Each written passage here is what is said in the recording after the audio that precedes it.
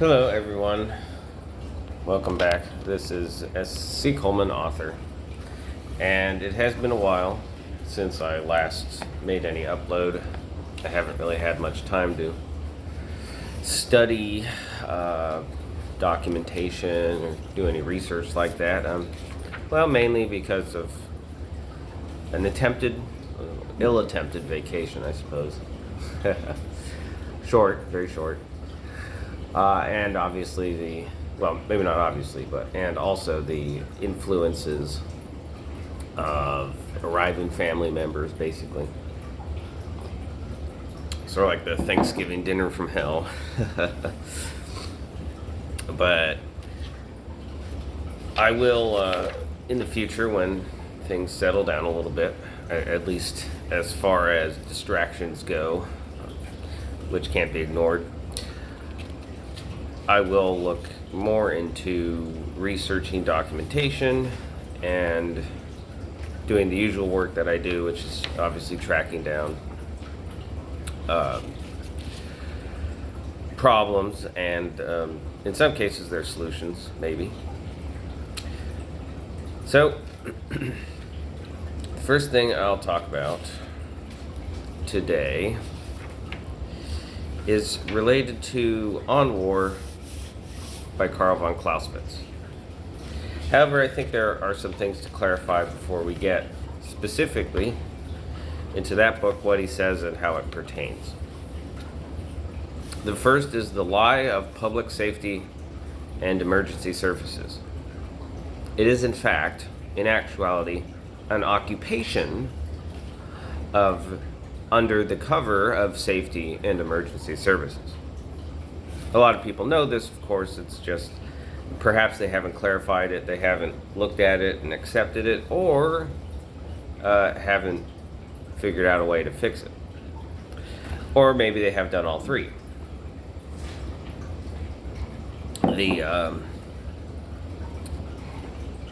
important aspect of it is recognizing how it took over. The national defense groups were originally nonprofit, before that word became in use, but essentially institutions of charity or funded through charity, such as the YMCA, to prepare for invasion during the World Wars, or before the World Wars, around that time period. And that has transitioned into disaster preparedness. However, the actual national defense groups, which held things like gas mask seminars and what to do if the air raid sirens went off and all that stuff, they became the National Guard. That's what we have today, is the National Guard. This all happened relatively recently, around World War II era. The colors of the flag were also changed from their original meaning and co-opted or acquired. The original meaning of the colors of the American flag were the Army being the red for land, which is the reason why the Redcoats wore red, right? The Navy being blue, which is the reason why the so-called Continental Army wore blue, because they weren't an army, they were in fact naval. The militia is white. They became fire, police, and the administration, such as the legal and the White House, the so-called White House. The so-called White House has the administration. That's what they always call it. It's the administration. The color white on the flag now means administration. It no longer means militia. And again, that's the constitutional militia. That's not the FACO derogatory label of militia group sort of thing.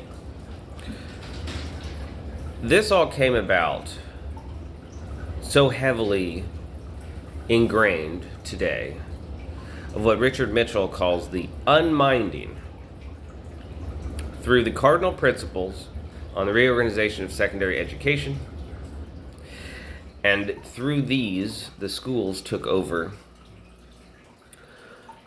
to educate the children of the country while the parents were at war,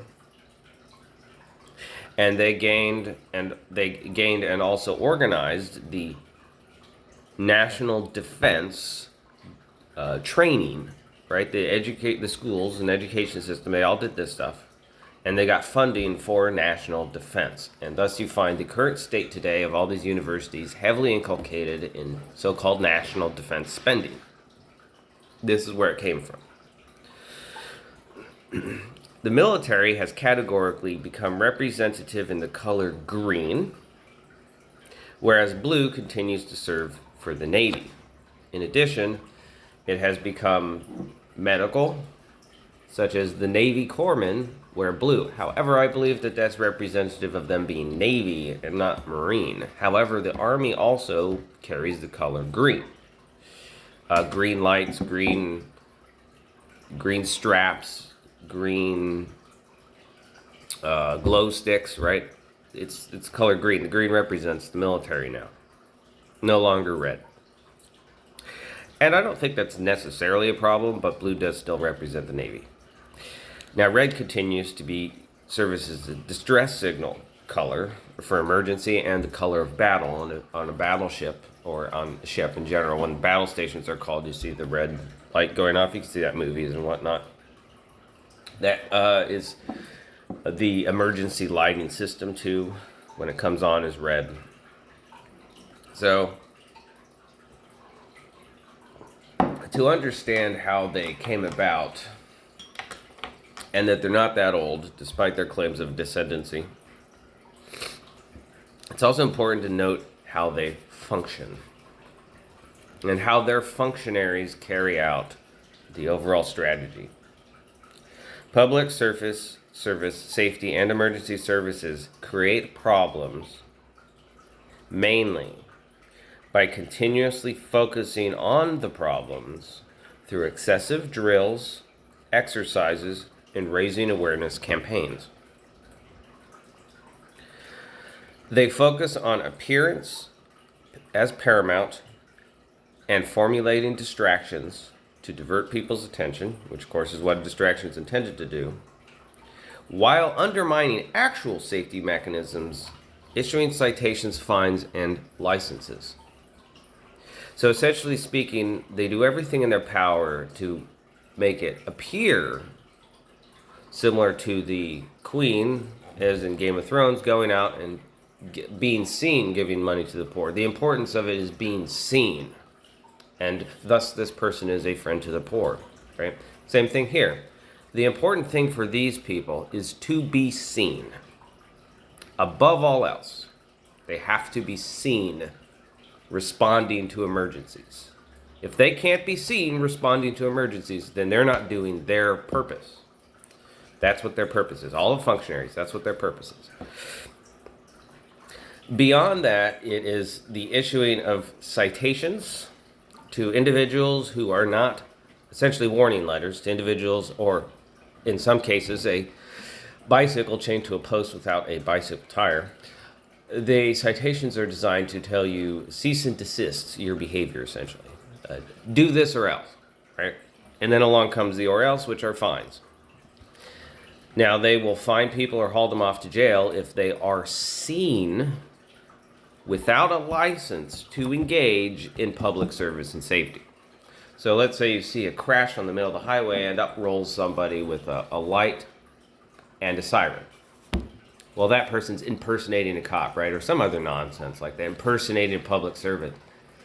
And it doesn't matter if they helped the person or did a good job. All that matters is the appearance. These people are so afraid of being upstaged that it gives you the answer to how to defeat them. They create chaos and they use it to expand. It is a cover for conquest, and they seek to destabilize by any means necessary. This is treason. What the public safety and emergency services institutions and their functionaries do is treason. They seek to destabilize countries and regions, specifically so that they can come in and take it over.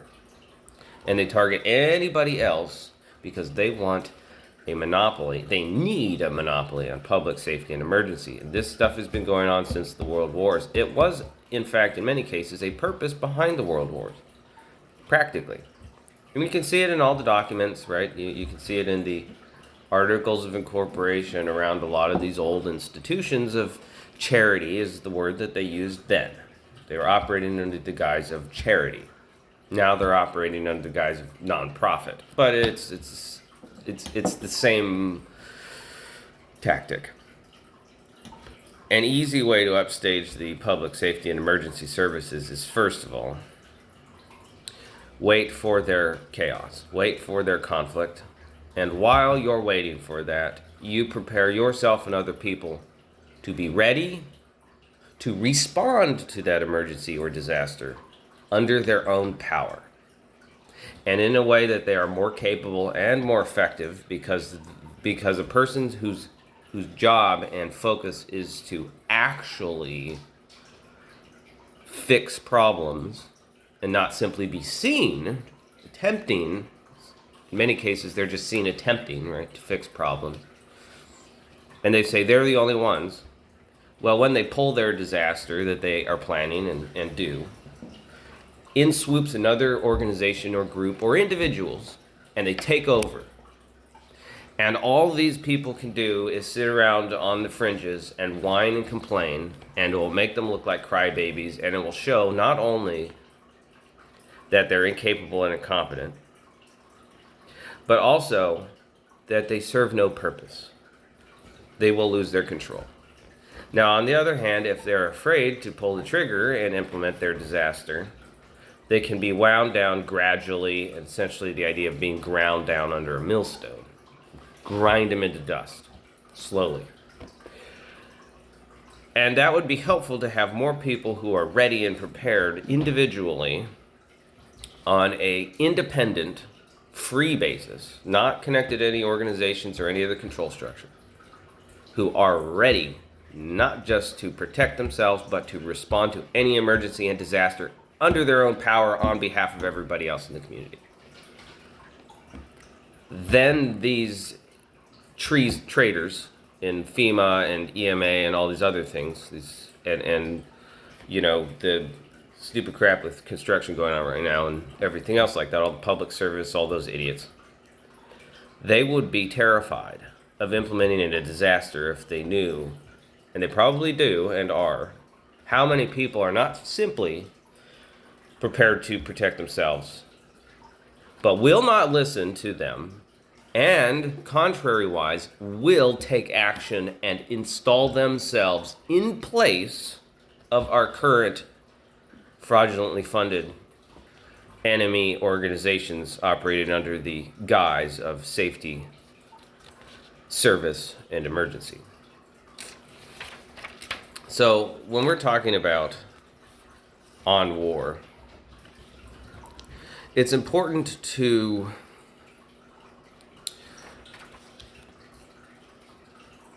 represent or recognize that this is a certain type of warfare, but could easily we are very close to it spilling over into the conventional sense of warfare, meaning physical, guns, bullets, etc., actual physical violence. Because when words no longer work, which they so far haven't been to some extent, but now we're more in the stage of where words are working, but they're not working in like the speech and debate context. They're more working in the sense of the information wars, right?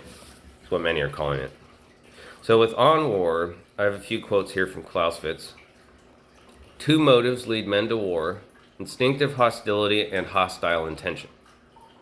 War is an act of violence pushed to its utmost bounds as one side dictates the law to the other. Currently, right now, we are in a state where we have been dictated, the law has been dictated to us by essentially an enemy, because if you have one side dictating the law to the other, you're involved in war. The aim of all action in war is to disarm the enemy. That's a big one. You can't overlook that one ever. That's every time you see a no carry gun sign or anything else like that, I'll just read it again. The aim of all action in war is to disarm the enemy. Anyone who attempts to disarm you is an enemy. Period. End of story. If our opponent is to be made to comply with our will, we must place him in a situation which is more oppressive to him than the sacrifice which we demand, such as giving up your assault rifles, right? The worst condition in which a belligerent can be placed is that of being completely disarmed. If the enemy is to be reduced to submission by an act of war, he must be either positively disarmed or placed in such a position that he is threatened with it. That's your guise of the trespass nonsense. As long as the enemy is not defeated, he may defeat me. Then I shall no longer be my own master. He will dictate the law to me as I did to him. That's currently the situation we're living in right now. The people, meaning we the people of the colonies defeated the enemy and retained their sovereignty, but in a separate governmental style from the charter system that they had before. However, they did not destroy the enemy. They did not eradicate it completely from the face of the earth. Thus, it came back and is now occupying this country again. And they specifically came in and occupied this country under the World War's chaos. The next thing he talks about is, or that I believe is important to note that he talks about, is presence of mind. One must always keep his eye on the enemy, so it is not required to defend oneself with a dress rapier should the enemy take up a sharp sword. Now, what I get out of that, what that means, is you need to be present in the situation and aware of what's going on. Otherwise, you may, in the fog of waking up in the morning, walk outside with misplace your gun, right? You walk outside with an empty holster, that type of thing, right? That's what he's talking about. He's talking about being aware, your awareness, and how important that is. Always stay aware so that you are not caught off guard. The ability to retain logic and reason, make accurate decisions, and respond while under duress when things are unclear and during periods of exhaustion, staying present in the moment, that's what we would call the definition. Now, some words and phrases that are similar are vigilant, watchful, mindful, aware, paying attention, or being sober. Ways to cultivate presence of mind include proper diet and exercise, study of stressors and responses made under difficult circumstances, analysis of one's own actions during events of stress, and intentionally inducing moments of stress within a controlled environment to practice awareness.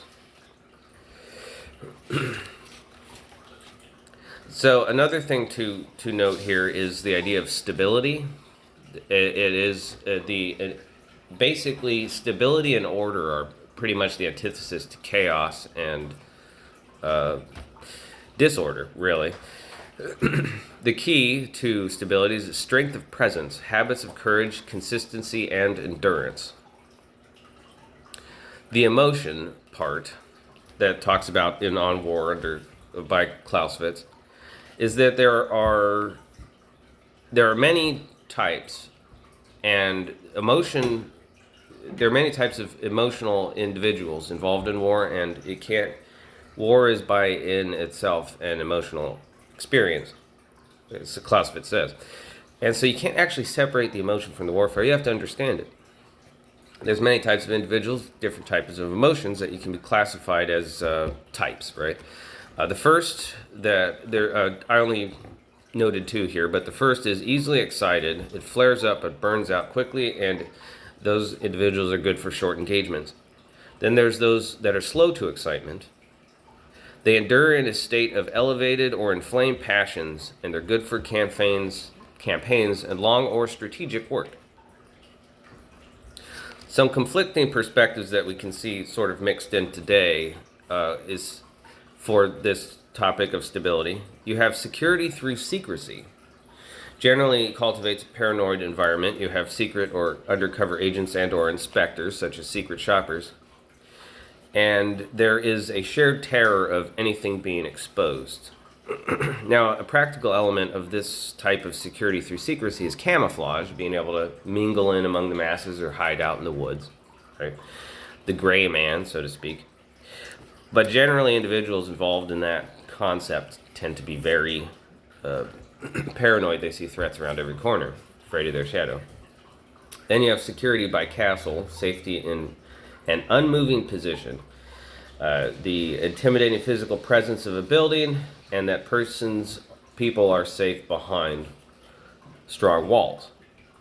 Then there's security through control. It doesn't matter where you are, safety is in controlling an area through physical measures. There's safety in numbers, devices, and capabilities. Some simple examples of this could be caravan or flotillas. A flotilla is technically a caravan, but on the water. So some examples of how these concepts are used by some of these organizations today. We have schools. Schools use signs, imposing buildings, money, of course, and their control over student bodies. All of these are used for the stability of the school system. If they lose the student body, it impacts their stability. If they lose their money, it impacts their stability. If they lose their buildings, it impacts their stability. And also if they lose their signage, it impacts their stability. Their stability is based off of presence of strength. You undermine that presence of strength, you undermine their stability. You break their root. Of course, I also talked about habits of courage that lead to strength of presence or strength of stability. And the schools, the purpose of their signs, their buildings, their money, and all the students is to oppress obedience onto others and induce habits of cowardice. And if you go against it, you start naturally conforming yourself to habits of courage, and thus will, in fact, begin to undermine their stability. Now, emergency services, what they do is they use obstructions, physical obstructions, to try to corral people and move them into different places, sort of like cattle. They use lights, loud noises, and different colors, right? You got the colors on the traffic light. You have the obnoxious noise of sirens or other things. You have the flashing lights on speed signs. You have the flashing lights on so-called emergency and service vehicles. Right, those are the mechanisms with which they establish strength of presence. The only way to defeat them is not simply to undermine and destroy them, but to also put something else in that position of strength of presence. And of course, anybody who comes in with the strength of presence who fills in that so-called power vacuum, as they like to call it a lot, because they only think about control and power, should probably be someone who is actually there for the purpose of, and the best way to do it, of course, is strength of presence through the individuals that live in that community. The people who are actually there and have not simply an altruistic purpose, but also a purpose that benefits everyone else and equally benefits them. Which, of course, is the idea of the constitutional militia mechanism. So currently today, I would say we have 3 missions in Operation Restore the Republic, talking about the Constitutional Republic. The first is the elimination of child harvesting. Second is the removal of foreign control. And the 3 is either the replacement or subjugation of the governance structure, which is corporate. If you can't remove it, you can subjugate it, force it to bend to the will of the people, the local people. And once you remove the foreign control, then you have the ability to subjugate the governance structure and or replace it. Now, some strategies that I've used is identify and disseminate on both 1 and 2, and on the 3rd is intimidation and undermine. On tactics, under Mission 1, I distributed scrolls, publications of rosters, including home addresses, and the publications of recordings. Wait, Yes, that's right. Showing the elements of child trafficking and child harvesting. Under mission 2, which was removal of foreign control, I did research into assets and publication of purpose, identifying and understanding the financial equilibrium. 2 is historical research and publication. The purpose was to identify how control was acquired, which is important. I also did entity research and publication, and the purpose was to identify elements involved and how they operate. Under mission 3, I sent out letters with the purpose of establishing state of mind, mens rea. And under 2, I tracked and published with the purpose of determining landscape.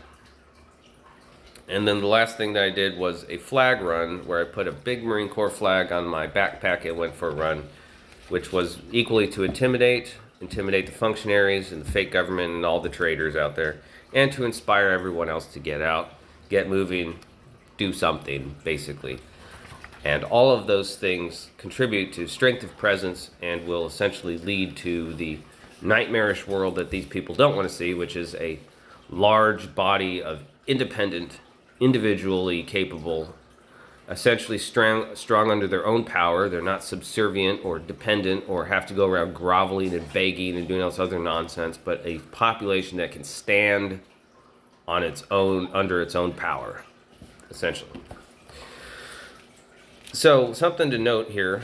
Well, I didn't quite get to it, but I was going to do a part about the functionaries, the different types and things and all that stuff, and what exactly the functionaries are and how the system works, and specifically with an emphasis on the education program that they're running today. It's the educationist situation, as Richard Mitchell calls it, because they call what they do education, but it's not. But I didn't really get into that. But I will mention that a lot of the functionaries, there are, by its purpose, drawbacks to the way the system operates, which is very parasitic. Most of the functionaries have to be kowtowed, which of course means they're going to be cowards. They also cannot be physically fit, because the more physically fit somebody actually is, they have to be drugged up and have all this bad stuff done to their body, because the more physically fit someone is, the more courageous they become and the more mentally capable they become. All of these things. The physicality of it is a primary component to the deminding or unminding of individuals, of humans. And so, therefore, the opposite they can't contend with. So it's just like you put up the fake next to the fraud, right? You see somebody going out and being courageous and showing physical presence. Well, they can't copy it. They can't replicate it. They can't send their minions out there to do so-called military-style activities. Of course, they could set up 5K runs, right? They could set up bike things or walkathons or all these other nonsense things, the raising awareness crap, right? They can do all that stuff. But none of those people look physically fit.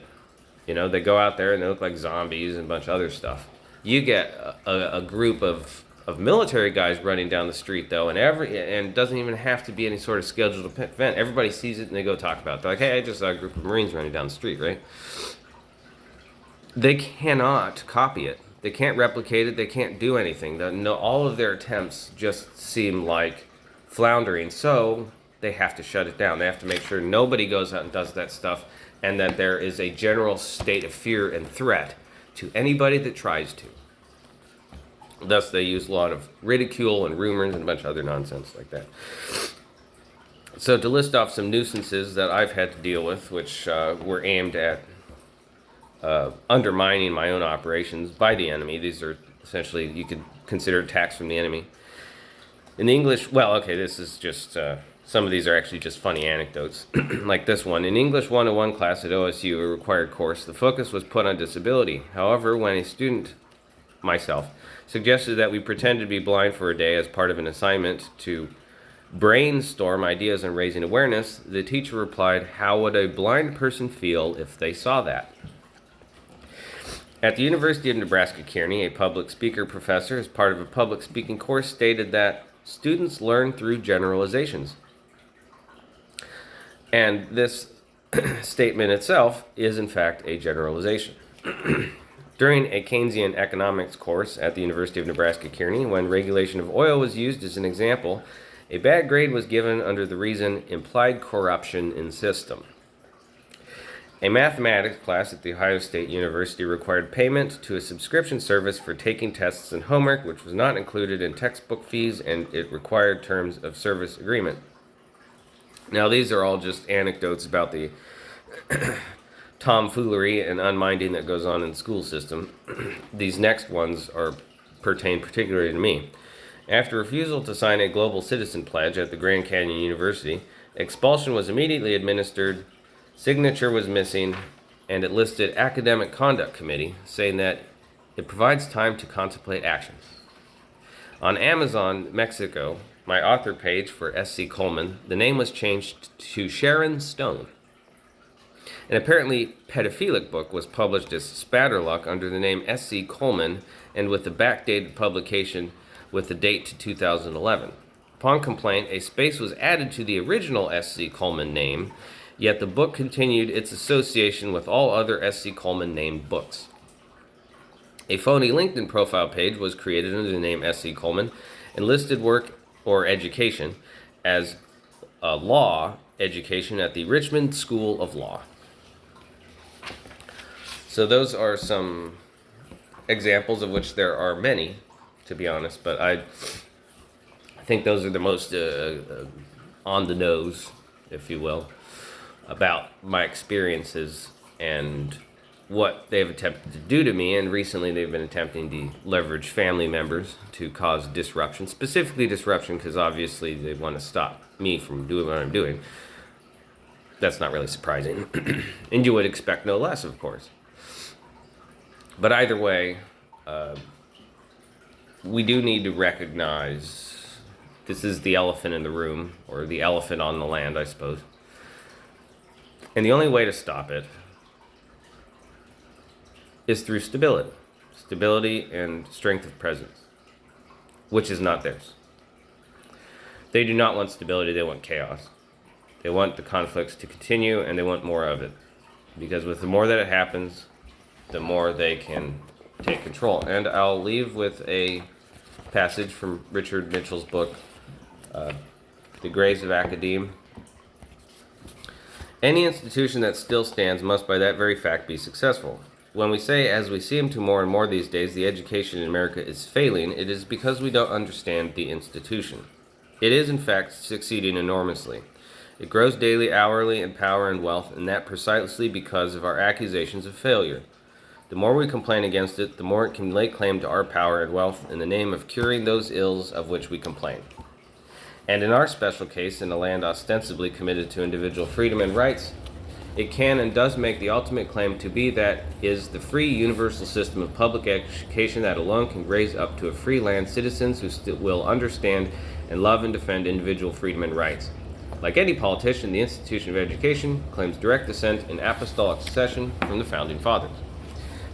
Now, this book is copyrighted 1981 by Richard Mitchell, but this particular book is a common reader edition published in 1999 by the Academe Press Incorporated by arrangement with the author, and I expect revised a great deal. I believe Richard Mitchell is in fact a pseudonym and was indeed a woman, just like so many other books today. Thank you.